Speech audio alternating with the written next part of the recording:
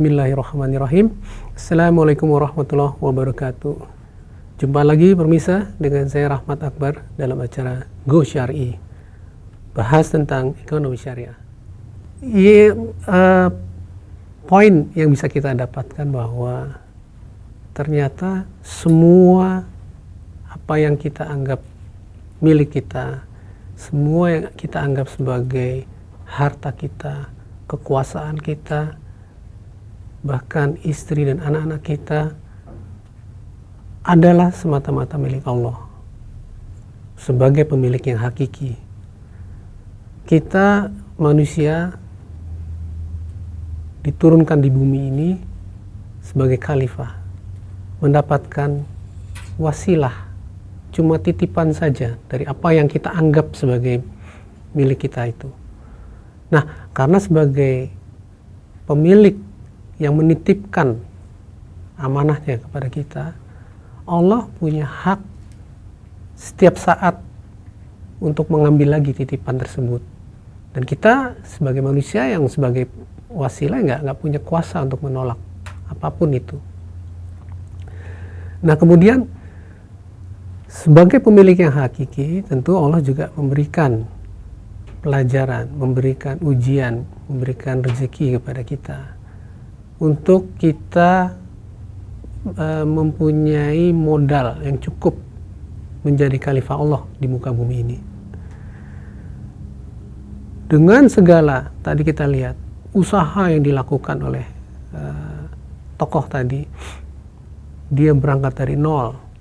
Jadi apapun yang didapatkan itu merupakan hasil yang diusahakannya dari nol, berdarah-darah dari awal, dari benar-benar berangkat dari nol sampai mencapai satu tingkat kesuksesan dari sisi materi, dari sisi keduniaan, semua dia miliki.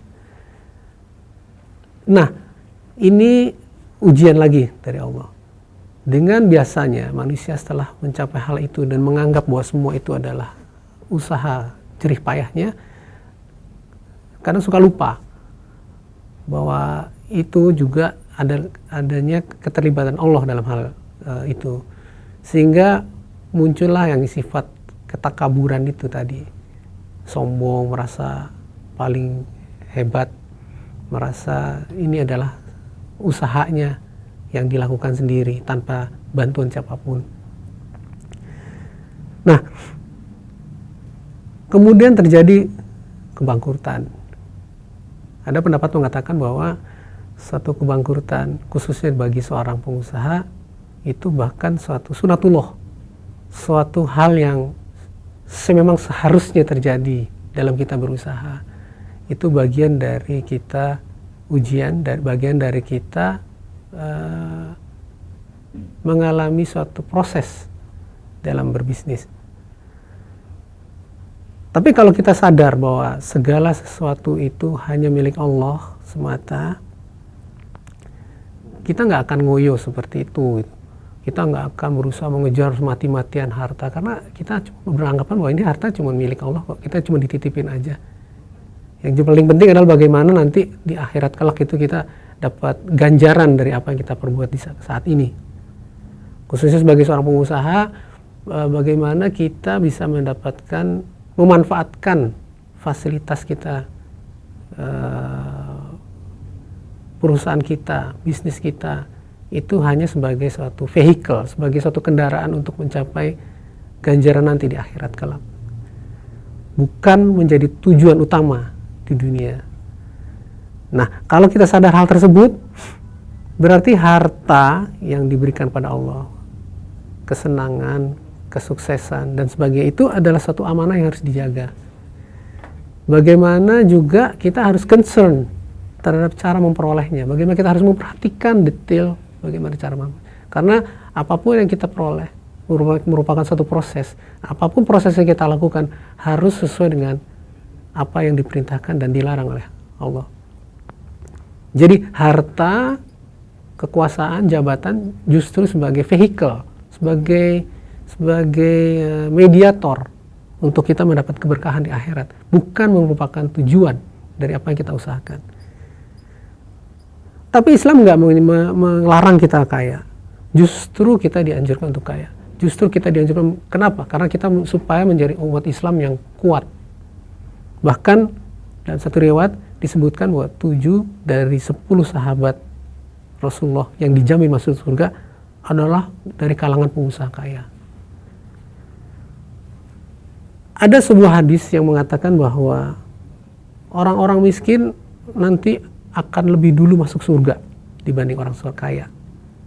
Kenapa? Karena orang kaya akan mendapatkan pertanyaan banyak tentang hartanya itu, tentang bagaimana harta itu didapatkan, dari mana harta itu didapatkan, dan lebih lagi banyak pertanyaan mengenai harta itu dihabiskan untuk apa.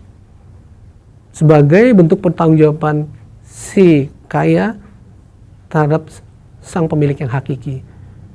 Jadi dengan banyaknya pertanyaan, sehingga dia kedahuluan sama orang yang miskin masuk surga. Tapi meskipun masuk surga setelah orang miskin, bukan berarti orang kaya tidak mendapatkan kedudukan yang lebih mulia.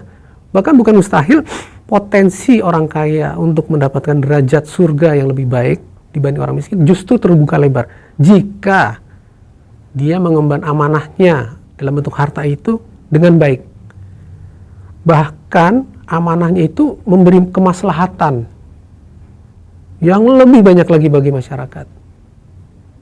Ya, bagaimana dia memanfaatkan harta seperti saya bilang tadi sebagai vehikel untuk menuju ke akhirat. Jadi semua ini berangkat dari prinsip kepemilikan dalam Islam. Dalam teori ekonomi Islam, salah satu fondasi dasar, salah satu prinsip dasar adalah bagaimana kita mengerti, bagaimana kita memahami bagaimana Islam memandang satu sistem kepemilikan. Seperti yang tadi disebutkan tadi adalah bagaimana Allah sebagai pemilik yang hakiki. Karena dengan menyadari bahwa Allah adalah pemilik yang hakiki dan manusia hanya sebagai pemilik yang relatif atau pemilik yang delegatif, wasilah, itu akan berpengaruh terhadap pola-pola perilaku dalam perekonomian.